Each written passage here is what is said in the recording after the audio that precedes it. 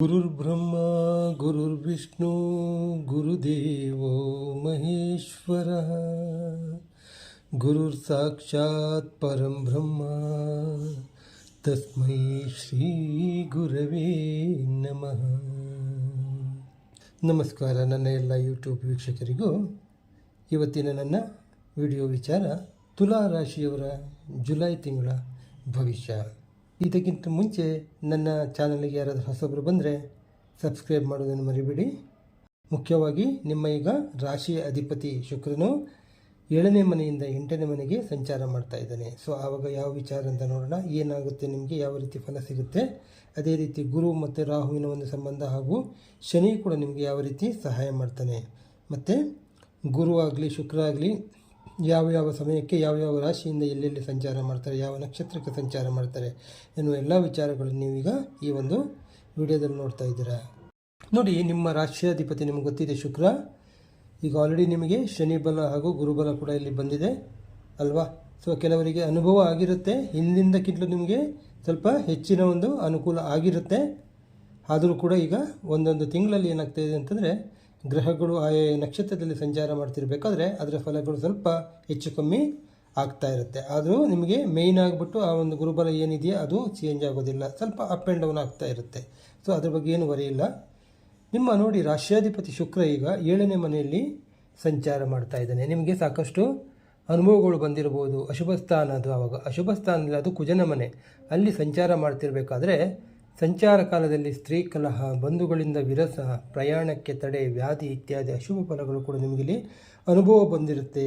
ಈಗ next June 29ರಿಂದ ತನ್ನ ಸ್ವಂತ ರಾಶಿಗೆ, ಅಂದರೆ ನಿಮ್ಮ ರಾಶಿಯಿಂದ 8ನೇ ಮನೆಗೆ, ಅದೇ ಶುಕ್ರನ ಕೂಡ ಮನೆಯಾಗಿರುತ್ತೆ ಅಲ್ವಾ, ವೃಷಭ ಮತ್ತು ತುಲಾ ರಾಶಿ, ಅಲ್ಲಿಗ ಸಂಚಾರ ಮಾಡ್ತಾ ಇದ್ದೇನೆ. ಆವಾಗ ಏನು ರೀತಿಯ ನಿಮಗೆ ಒಂದು ಫಲ ಸಿಗುತ್ತೆ ಅನ್ನೋ ವಿಚಾರವನ್ನು ನೋಡೋಣ. ನೋಡಿ, ನಿಮ್ಮ ಜನ್ಮ ರಾಶಿಯಿಂದ 1, 2, 3, 4, 5, 8, 9, 12ರಲ್ಲಿ ಸಂಚಾರ ಮಾಡುವಾಗ ಶುಭ ಫಲಗಳನ್ನು ಕೊಡ್ತಾನೆ. ಹಾಗೆ 6, 7, 10ರಲ್ಲಿ ಅಶುಭ ಫಲಗಳನ್ನು ಕೊಡ್ತಾನೆ. ಈಗ 7ನೇ ಮನೆಯಿಂದ 8ನೇ ಮನೆ ಬಂದಾಗ ಶುಭ ಫಲಗಳನ್ನೇ ಕೊಡ್ತಾನೆ. ಅದಕ್ಕೆ ಯಾವ ರೀತಿ ಫಲಗಳನ್ನು ಕೊಡ್ತಾನೆ ಅನ್ನೋದನ್ನು ಸ್ವಲ್ಪ ನೋಡೋಣ. ನೋಡಿ, ಶುಕ್ರನ ಈ ಒಂದು ಶುಭ ಗೋಚಾರದಲ್ಲಿ ನೂತನ ವಸ್ತ್ರಗಳ ಖರೀದಿ, ವಿವಾಹಾದಿ ಮಂಗಳ ಕಾರ್ಯಗಳು, ಭೋಜನ ಸೌಖ್ಯ, ಸ್ತ್ರೀ ಸೌಖ್ಯ, ಮನರಂಜನೆ, ಪ್ರಯಾಣ, ಬಂಧುಗಳ ಸೌಖ್ಯ, ಮಿತ್ರರ ಭೇಟಿ, ಸುಖ ಸಂತೋಷ ಮುಂತಾದ ಶುಭ ಫಲಗಳು ಕೂಡ ಇಲ್ಲಿ ಅನುಭವಕ್ಕೆ ಬರುತ್ತೆ. ಹಾಗೂ ವಧುವರರ ವಿವಾಹಾದಿ ಶುಭ ಕಾರ್ಯಗಳು, ವಸ್ತ್ರಗಳ ಆಭರಣಗಳ ಖರೀದಿ ಮತ್ತು ಗೃಹ ಪ್ರವೇಶ, ಪ್ರವಾಸದ ದಿನಗಳಲ್ಲಿ ಶುಕ್ರನ ಶುಭ ಗೋಚಾರ ಫಲವಿದ್ದಾಗ ಪ್ರಯತ್ನ ಮಾಡಿದರೆ ಅನುಕೂಲವಾದ ವಾತಾವರಣ ಉಂಟಾಗುತ್ತದೆ. ಇದನ್ನು ಚೆನ್ನಾಗಿ ನೆನಪಿಟ್ಕೊಳ್ಳಿ. ಈ 8ನೇ ಮನೆಯಲ್ಲಿ ನಿಮಗೆ ನೆಕ್ಸ್ಟ್ ಸಂಚಾರ ತುಂಬ ಚೆನ್ನಾಗಿರುತ್ತೆ. ನೋಡಿ, ಜೂನ್ 29ರಿಂದ ತನ್ನ ಸ್ವಂತ ರಾಶಿಗೆ ಈಗ ಪ್ರಯಾಣ ಮಾಡ್ತಾ ಇದ್ದಾನೆ ಹೇಳಿದೆ ನಾನು.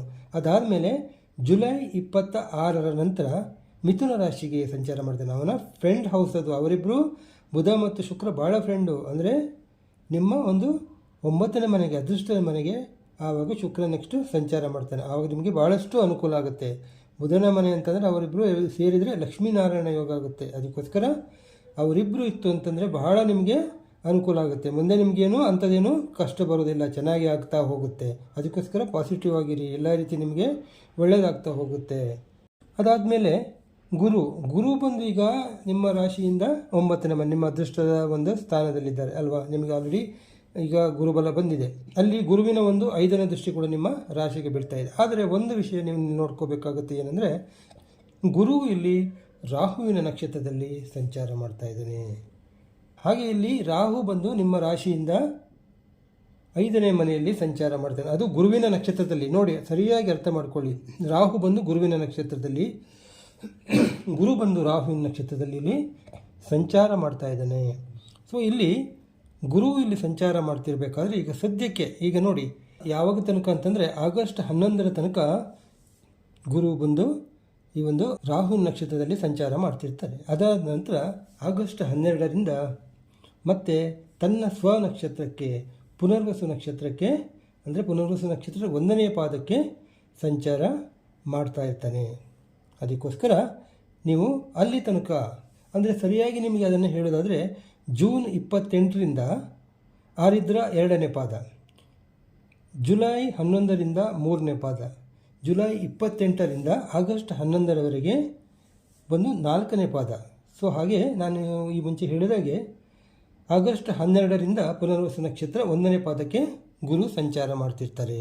ಸೊ ಅಲ್ಲಿ ತನಕ ನೀವು ನಿಮ್ಮ ಏನೇ ಒಂದು ಹಣದ ವ್ಯವಹಾರ ಇರಲಿ, ಅಥವಾ ಒಂದು ಎಜುಕೇಷನ್ ಸಂಬಂಧಪಟ್ಟ ಇರಲಿ, ಅಥವಾ ವಂಶಕ್ಕೆ ಸಂಬಂಧಪಟ್ಟ ವಿಚಾರ, ಸೊ ಆ ಥರ ಏನಾದರೂ ಇದ್ದರೆ ಅದನ್ನು ನೀವು ಸ್ವಲ್ಪ ಮಟ್ಟಿಗೆ ತಡ್ಕೊಂಡಿರಬೇಕಾಗುತ್ತೆ. ಯಾಕಂದರೆ ಈ ರಾಹುವಿನ ನಕ್ಷತ್ರದಲ್ಲಿ ಸಂಚಾರ ಮಾಡ್ತಿರ್ಬೇಕಾದ್ರೆ ಕೆಲವು ನಂಬಿಕೆಗೆ ದ್ರೋಹ ಮಾಡುವ ಜನಗಳು ತುಂಬ ಇರ್ತಾರೆ, ಮುಖ್ಯವಾಗಿ ಹಣದ ವಿಚಾರದಲ್ಲಿ. ಅದಕ್ಕೋಸ್ಕರ ಈ ಆಗಸ್ಟ್ 12ರಿಂದ ಪುನರ್ವಸು 1ನೇ ಪಾದಕ್ಕೆ ಸಂಚಾರ ಮಾಡುವಾಗ ನಿಮಗೆ ಒಳ್ಳೆಯ ದಿನ ಬರುತ್ತೆ ಅಂತ ಹೇಳ್ಬೋದು. ಆದರೂ ಗುರುಬಲ ಇದೆ, ಅಲ್ಲಿಂದ ತಾನು ಸ್ಥಿತವಾಗಿರುವ ರಾಶಿನಿಂದ ಗುರು ನಿಮ್ಮ ರಾಶಿ ತುಲಾ ರಾಶಿ 5ನೇ ಮನೆಗೆ ನೋಡ್ತಾ ಇರ್ತಾನೆ, ಅವನ 5ನೇ ದೃಷ್ಟಿ ಇದೆ. ಅದಕ್ಕೋಸ್ಕರ ನಿಮಗೆ ಫಲದಲ್ಲಿ ಅಂಥದ್ದೇನೋ ಬರೋದಿಲ್ಲ. ಆದರೂ ನಾನು ಹೇಳ್ತಾ ಇದ್ದೀನಿ, ಬಟ್ ಈ ಟೈಮ್ ಅಷ್ಟೊಂದು ಚೆನ್ನಾಗಿರೋದಿಲ್ಲ. ಸಾಲ ಮಾಡೋದಾಗಲಿ, ಬೇರೆಯವ್ರ ಹತ್ರ ಯಾವುದೇ ರೀತಿಯ ವ್ಯವಹಾರ ಮಾಡೋದಾಗಲಿ, ಅದನ್ನು ಸ್ವಲ್ಪ ಕಮ್ಮಿ ಮಾಡಿಕೊಳ್ಳಿ. ಯಾವಾಗ ತನಕ?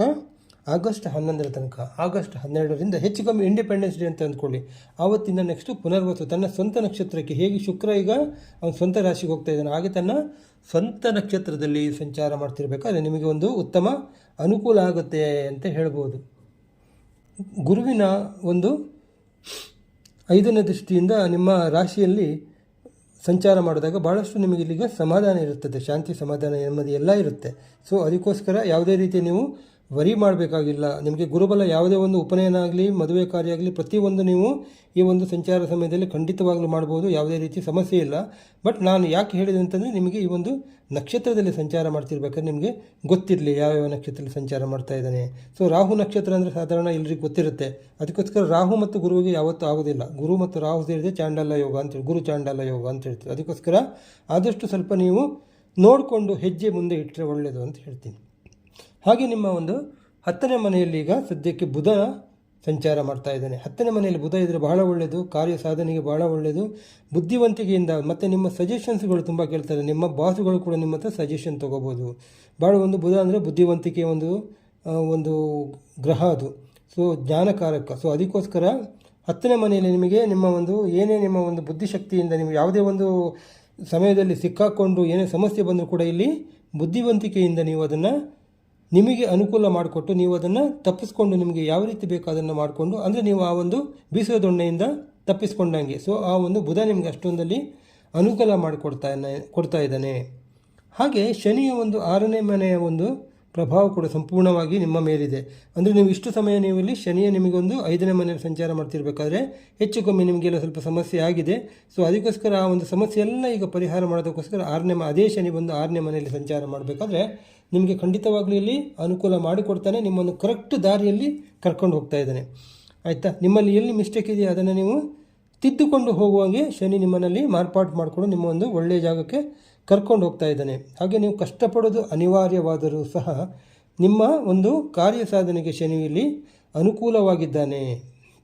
ಮತ್ತು 11ನೇ ಮನೆಯಲ್ಲಿ ಸಂಚಾರ ಮಾಡ್ತಿರುವ ಕುಜನಿಂದ ನಿಮಗೆ ಅನುಕೂಲ ಆಗುತ್ತೆ. ಯಾವುದೇ ಗ್ರಹ ಆಗಲಿ 11ನೇ ಮನೆಯಿಂದ ಲಾಭಸ್ಥಾನದಲ್ಲಿದ್ದಾಗ ಯಾವುದೇ ಗ್ರಹದಿಂದ ನಿಮಗೆ ಅನುಕೂಲ ಖಂಡಿತವಾಗಲಾಗುತ್ತೆ. ಇಲ್ಲಿ ಮುಖ್ಯವಾಗಿ ಸಂಗಾತಿಯಿಂದ ಅನುಕೂಲ ಆಗ್ಬೋದು, ಮತ್ತು ಕುಟುಂಬದಿಂದ ನಿಮಗೆ ಲಾಭ. ಯಾಕಂದರೆ ಇವನು 2ನೇ ಮನೆ ಅಧಿಪತಿಯಾಗಿರುವ ಕಾರಣ ಕುಟುಂಬದಿಂದ ಮತ್ತು ನಿಮ್ಮ ಬ್ಯಾಂಕ್ ಬ್ಯಾಲೆನ್ಸ್ ಸಂಬಂಧಪಟ್ಟಾಗ ಯಾವುದಾದ್ರೂ ದುಡ್ಡು ಬರಬೇಕು ಅಂತಂದರೆ ಖಂಡಿತವಾಗಲೂ ಈ ಕುಜ 11ನೇ ಮನೆಯಲ್ಲಿದ್ದಾಗ ನಿಮಗೆ ತುಂಬ ಅನುಕೂಲ ಆಗುತ್ತೆ. ಆಮೇಲೆ ನಿಮಗೆ ಕೇತು ಕೂಡ ಇಲ್ಲಿ 11ನೇ ಮನೆಯಲ್ಲಿದ್ದಾಗ ಇಲ್ಲಿ ಏನಾಗುತ್ತೆ, ನೀವು ದೀರ್ಘ ಪ್ರಯಾಣ ಅಂದರೆ ಆಧ್ಯಾತ್ಮಿಕ ಪ್ರಯಾಣ ಕೂಡ ಕೆಲವರು ಮಾಡ್ತಾರೆ.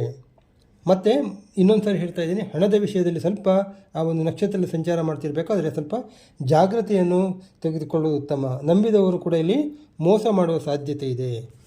ಆಮೇಲೆ ರಾಹು ನಿಮಗಿಲ್ಲಿ ನಿಮ್ಮ ರಾಶಿಯಿಂದ 5ನೇ ಮನೆಯಲ್ಲಿ ಸಂಚಾರ ಮಾಡ್ತಾನೆ ಗುರುವಿನ ನಕ್ಷತ್ರದಲ್ಲಿ. ಸೊ ಇವಾಗ ನಿಮಗೆ ಮಕ್ಕಳ ಎಜುಕೇಷನ್ ಇರಲಿ, ಅದು ಬೇರೆ ಹಣದ ವ್ಯವಹಾರ ಇರಲಿ, ಯಾವಾಗ ಸ್ವಲ್ಪ ಸಂತಾನ ಸಂಬಂಧಪಟ್ಟ ವಿಚಾರದಲ್ಲಿ ಸ್ವಲ್ಪ ಸಮಸ್ಯೆಗಳು ಆಗ್ಬೋದು. ಈ ಸಮಯದಲ್ಲಿ ಯಾವುದೇ ರೀತಿಯ ಸ್ವಲ್ಪ ಅನಾನುಕೂಲ ಆಗ್ಬೋದು. ಅದಕ್ಕೋಸ್ಕರ ಅದ್ರ ಬಗ್ಗೆ ಸ್ವಲ್ಪ ಎಚ್ಚರವಿಟ್ಟು ಸ್ವಲ್ಪ ನೀವು ಆ ಕಾರ್ಯ ಮಾಡಬೇಕಾಗಿ ನಿಮಗೆ ನಾನು ಈ ಜ್ಯೋತಿಷ್ಯದ ಮೂಲಕ ಹೇಳ್ತಾ ಇದ್ದೀನಿ. ಸೊ ಅದಕ್ಕೋಸ್ಕರ ಆದರೂ ಕೂಡ ಇಲ್ಲಿ ಏನಾಗ್ತಾ ಇದೆ ಅಂತಂದರೆ, ರಾಹು ಗುರುವಿನ ನಕ್ಷತ್ರದಲ್ಲಿ ಸಂಚಾರ ಮಾಡ್ತಿರ್ಬೇಕಾದ್ರೆ ನಿಮಗಿಲ್ಲಿ ಗುರುವಿನ ಒಂದು ಕೃಪಾ ಕಟಾಕ್ಷ ಕೂಡ ಇಲ್ಲಿ ಈ ಒಂದು ರಾಹುವಿನ ಮೇಲೆ ಇದೆ, ಈ ಒಂದು ರಾಶಿಯ ಮೇಲೆ ಕೂಡ ಇದೆ. 9ನೇ ದೃಷ್ಟಿ ಇರುವಾಗ ನಿಮಗಿಲ್ಲಿ ಅಂಥ ಸಮಸ್ಯೆಗಳು ಬರೋದಿಲ್ಲ. ಆದರೂ ಒಂದು ನಿಮ್ಮ ಒಂದು ಪ್ರಿಕಾಷನ್ಗೋಸ್ಕರ ಹೇಳ್ತಾ ಇದ್ದೀನಿ. ನೀವು ಸಮಯ ನೋಡಿಕೊಂಡು ಯಾವ ರೀತಿ ಮಾಡ್ತೀರೋ ಆ ಥರ ಮಾಡಿಕೊಳ್ಳಿ ಅಂತ ಹೇಳ್ತಾ ಇದ್ದೀನಿ. ಆಮೇಲೆ ಜೂನ್ ಹತ್ರ ಶನಿ ಬಂದು ಆ್ಯಕ್ಚುಲಿ ನೀವು ಕಷ್ಟಪಟ್ಟರೆ ಅಂದರೆ ನಿಮಗೊಂದು ಸರಿ ದಾರಿಯಲ್ಲಿ ಕರ್ಕೊಂಡು ಹೋಗ್ತಾನೆ ಅಂತ ಹೇಳಿದೆ ನಾನು. ಸೊ ನೀವು ಮಾಡ್ತಾ ಇರೋ ಪ್ರತಿಯೊಂದು ಕೆಲಸದಲ್ಲಿ ಏನಾಗ್ತಾ ಇದೆ, ನಿಮ್ಮ ಒಂದು ಹೈಯರ್ ಯಾವುದು ನಿಮ್ಮ ಬಾಸ್ಗಳಾಗಲಿ, ಬೇರೆ ಯಾರಾದರೂ ಆಫೀಸರ್ಸ್ಗಳಾಗಲಿ, ಅವರಿಗೆ ನಿಮ್ಮ ಮೇಲೆ ಏನೋ ಒಂಥರ ನಂಬಿಕೆ ಬಂದುಬಿಡುತ್ತೆ. ಎಸ್, ಈ ಮನುಷ್ಯ ಆಗ್ಬೋದು ಅಪ್ಪ, ಯಾಕಂದರೆ ಇವರು ಮಾಡ್ತಾ ಇರೋ ಕೆಲಸದಲ್ಲಿ ಬೇರೆ ಏನು ಇನ್ನೊಬ್ಬರು ಮೂಗು ತೂರಿಸುವಂಗಿಲ್ಲ, ಅಷ್ಟು ಚೆನ್ನಾಗಿ ಮಾಡ್ತಾರೆ. ನಿಮ್ಮ ಒಂದು ಪ್ರಾಮಾಣಿಕತೆಗೆ, ನೀವು ಮಾಡ್ತಾ ಇರೋ ಒಂದು ಕೆಲಸಕ್ಕೆ ನಿಮ್ಮ ಒಂದು ಏನು ಹಾನೆಸ್ಟಿ ಇದೆಯಲ್ಲ, ಅದಕ್ಕೆ ನಿಮಗೊಂದು ಬಹಳಷ್ಟು ಇಲ್ಲಿ ಬೆಲೆ ಬರುತ್ತೆ ಅಲ್ವಾ. ಸೊ ಅದಕ್ಕೋಸ್ಕರ ನೀವು ಅದನ್ನು ನಿಮ್ಮಲ್ಲಿ ಬದಲಾವಣೆ, ಅದು ನಿಮ್ಮನ್ನು ನೀವು ಗಮನಿಸಬೇಕು. ಅದನ್ನು ಮುಂಚೆ ಯಾವ ರೀತಿ ಇದ್ರಿ, ಈಗ ನಿಮ್ಮಲ್ಲಿ ಆ ಒಂದು ಪ್ರಾಮಾಣಿಕತೆ ಹೇಗೆ ಬಂದಿದೆ, ಯಾಕೆ ಬಂದಿದೆ, ನಿಮಗೆ ನಿಮ್ಮ ಬಗ್ಗೆ ಏನೇನೋ ಒಂದು ಕೆಟ್ಟ ಭಾವನೆ ಅಥವಾ ನಿಮ್ಮ ಬಗ್ಗೆ ಏನೇನೋ ಮಾತಾಡುವವರು ಇವಾಗ ನಿಮ್ಮ ಒಂದು ಪ್ರಾಮಾಣಿಕತೆ, ನಿಮ್ಮ ಹಾನೆಸ್ಟಿಗೆ ಅದೊಂದು ಇವಾಗ ಒಳ್ಳೆ ಬೆಲೆ ಕೊಡ್ತಾ ಇದ್ದಾರೆ. ಅದು ಯಾರಿಂದ ಸಾಧ್ಯ ಆಗ್ತಾ ಇದೆ? ಶನಿಯಿಂದ ಸಾಧ್ಯ ಆಗ್ತಾ ಇದೆ. ಅದಕ್ಕೋಸ್ಕರ ಶನಿ ನಿಮಗೆ ಒಳ್ಳೆಯ ಒಂದು ದಾರಿ ತೋರಿಸ್ತಾ ಇದ್ದಾನೆ. ಹಾಗೂ ಧರ್ಮ ಕಾರ್ಯಗಳು ಕೂಡ ಇಲ್ಲಿ ಜರುಗುತ್ತವೆ. ಧರ್ಮ ಕಾರ್ಯಗಳು ಅಂತಂದರೆ ಮನೆಯಲ್ಲಿ ಏನಾದರೂ ಒಂದು ಕಾರ್ಯಗಳು, ಹೋಮ ಹವನ ಅಂಥದ್ದು ಏನಾದರೂ ಇದ್ದರೆ, ಧರ್ಮ ಕಾರ್ಯಗಳು ಅಥವಾ ಏನಾದರೂ ಪ್ರಯಾಣ ಮಾಡೋದಿದ್ದರೆ, ಪ್ರವಾಸ ಮಾಡೋದಿದ್ದರೆ, ಇತ್ಯಾದಿಗಳಿಗೆಲ್ಲ ಅನುಕೂಲ ಆಗುತ್ತೆ ಅಂತ ಹೇಳ್ಬೋದು. ಹಾಗೆ ಏನಾದರೂ ತಂದೆ ಮತ್ತು ಮಕ್ಕಳ ಒಂದು ಒಳಗಿನ ಏನಾದರೂ ಭಿನ್ನಮತ ಇದ್ದರೆ, ಏನಾದರೂ ವಿರೋಧಗಳಿರುತ್ತೆ, ಹಣದ ವಿಚಾರ ಇರ್ಬೋದು, ಮನೆಯ ವಿಚಾರ ಇರ್ಬೋದು, ಯಾವುದೇ ಒಂದು ವಿಚಾರದಲ್ಲಿ ತಂದೆ ಮಕ್ಕಳಲ್ಲಿ ಏನಾದರೂ ಸ್ವಲ್ಪ ವಿರೋಧಗಳು ಬಂದಿದ್ದರೆ ಅದನ್ನು ತಾಯಿಯ ಮೂಲಕ, ತಾಯಿಯ ಮಧ್ಯಸ್ಥಿಕೆಯಲ್ಲಿ ಇದಕ್ಕೆ ಪರಿಹಾರ, ಈ ಭಿನ್ನಮತಕ್ಕೆ ಪರಿಹಾರ ಸಿಗುತ್ತೆ ಅಂತ ಹೇಳ್ಬೋದು. ಹಾಗೆ ಜುಲೈನಲ್ಲಿ ಕೆಲವರು ಭಾಳ ಸಮಯದಿಂದ ಪ್ರವಾಸ ಮಾಡಬೇಕಂತ ಅಂದ್ಕೊಂಡಿರ್ತಾರೆ. ಖಂಡಿತವಾಗಲೂ ಪ್ರವಾಸ ಮಾಡ್ತೀರಾ, ನೀವು ಅಂದುಕೊಂಡ ಜಾಗಕ್ಕೆ ಹೋಗ್ತೀರಾ. ಮತ್ತು ಕೆಲವರಿಗೆ ಪರಸ್ಥಳ ವಾಸ ಅಂದರೆ ನಿಮ್ಮ ಒಂದು ಸ್ಥಳ ಬಿಟ್ಟು ಅನ್ಯ ಸ್ಥಳದಲ್ಲಿ ವಾಸ ಮಾಡುವ ಒಂದು ಸಮಯ ಬರುತ್ತೆ. ಅದಕ್ಕೋಸ್ಕರ ಯಾವುದೇ ರೀತಿಯ ನೀವು ಅದನ್ನು ನೆಗೆಟಿವ್ ಆಗಿ ತೊಗೊಳ್ಳೋದು ಬೇಡ, ಬಟ್ ಆಗ್ತಾ ಇರೋದೆಲ್ಲ ಒಳ್ಳೆಯದಕ್ಕೆ ಅಂತ ತಿಳ್ಕೊಳ್ಳಿ. ಹಾಗೆ ಆರೋಗ್ಯದಲ್ಲಿ ಸ್ವಲ್ಪ ಹೆಚ್ಚು ಕಮ್ಮಿ ಆದರೂ ಕೂಡ ಬಟ್ ಮನಸ್ಸಿನಲ್ಲಿ ಒಂದು ಏನೋ ಒಂದು ರೀತಿ ಸಂತೋಷ ಇರುತ್ತೆ. ಯಾಕಂದರೆ ಇಲ್ಲಿ ನಿಮಗೆ ಇಲ್ಲಿ ಶನಿ ಚೆನ್ನಾಗಿದ್ದಾನೆ, ಗುರು ಚೆನ್ನಾಗಿದ್ದಾನೆ. ಅದಕ್ಕೋಸ್ಕರ ಯಾವುದೇ ರೀತಿಯ ಸಮಸ್ಯೆ ಇಲ್ಲ, ಬಟ್ ಆರೋಗ್ಯವನ್ನು ಕೂಡ ಚೆನ್ನಾಗಿ ನೋಡಿಕೊಳ್ಳಿ. ತೋಟದಲ್ಲಿ ಈ ಬೆಳೆಯೆಲ್ಲ ಮಾಡೋರಿಗೆ ಸ್ವಲ್ಪ ನಷ್ಟ ಆಗ್ಬೋದು. ಸೊ ಅದ್ರ ಬಗ್ಗೆ ಕೂಡ ಸ್ವಲ್ಪ ಗಮನ ಹರಿಸಿ.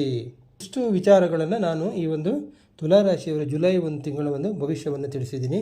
ಈ ಒಂದು ವಿಡಿಯೋ ನಿಮಗೆ ಇಷ್ಟ ಆಯಿತು ಅಂತಂದರೆ ಒಂದು ಲೈಕ್ ಕೊಡಿ, ಹಾಗೂ ನಿಮ್ಮ ಫ್ರೆಂಡ್ಸ್ ಜೊತೆ ಶೇರ್ ಸಹ ಮಾಡಿ. ಸಹನಾವವತು ಸಹನೌ ಭುನಕ್ತು ಸಹ ವೀರ್ಯಂ ಕರವಾವಹೈ ತೇಜಸ್ವಿನಾವಧೀತಮಸ್ತು ಮಾ ವಿದ್ವಿಷಾವಹೈ. ಓಂ ಶಾಂತಿ ಶಾಂತಿ ಶಾಂತಿ. ಎಲ್ಲರಿಗೂ ಶುಭವಾಗಲಿ.